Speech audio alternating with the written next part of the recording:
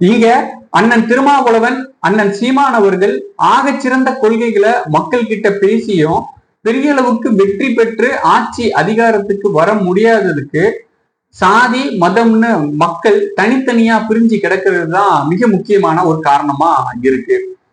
1950கள்ல 40% கீழே கல்வியறிவு பெற்றிருந்த நிலையில பெரும்பான்மையான மக்கள் தலைவர்கள் எந்த சாதின்னு பார்க்காம அவங்க பேசின கொள்கைகளுக்கு மட்டும் முக்கியத்துவம் கொடுத்து ஓட்டு போட்டதுனாலதான் காமராஜர், அண்ணாதுரை, எம்ஜிஆர் மாதிரியான தலைவர்கள் ஆட்சிக்கு வர முடிஞ்சது.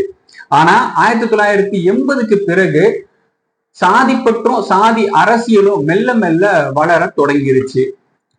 உண்மை பேசினா சாதி மதம் மொழி அப்படின்னு எதையுமே பார்க்காம அதை ரசிச்சு மனசார ஏத்துக்கிற இடம் தான் சினிமா. இன்றைக்கு தமிழ்நாடு 100% கல்வியறிவை நோக்கி போயிட்டு இருக்கு. ஆனாலும் மக்கள் சாதி மதம்னு தனித்தனியா பிளவுபட்டு இருக்கிறாங்க. இப்படிப்பட்ட சூழ்நிலையில மக்களை ஒன்று சேர்க்கிற, ஒன்று திரட்டுகிற ஒரு ஈர்ப்பு சக்தியாக சினிமாவில இருந்து நடிகர் விஜய் அவர்கள் அரசியலுக்கு வர்றாரு.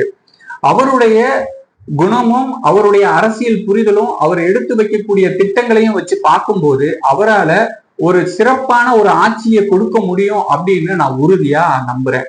அதனாலதான் அவர் கட்சி கொடியையும் கொள்கை தலைவர்களையும் அறிவிச்ச உடனே ஜூலை 2024 நான் தாவேகாவுல சேர்ந்தேன். அவர் ஒருபோதும் தமிழ் மொழி தமிழர் நலனுக்கு விரோதமான ஒரு அரசியலை செய்ய மாட்டாருன்னு நான் முழுசா நம்புறேன். மக்களும் அவர் மேல அதீத நம்பிக்கையும் அன்பும் வச்சிருக்கிறாங்க. அதனாலதான் தீய சக்தி திமுகவுக்கு பதிலாக தூய சக்தி தாவேகா ஆட்சிக்கு வரணும்னு நினைக்கிறாங்க. வருகின்ற சட்டமன்ற தேர்தல்ல ஆட்சி மாற்றம் மட்டும் இல்ல, ஒரு அரசியல் மாற்றத்திற்கான தொடக்கமாகவும் இருக்கும்.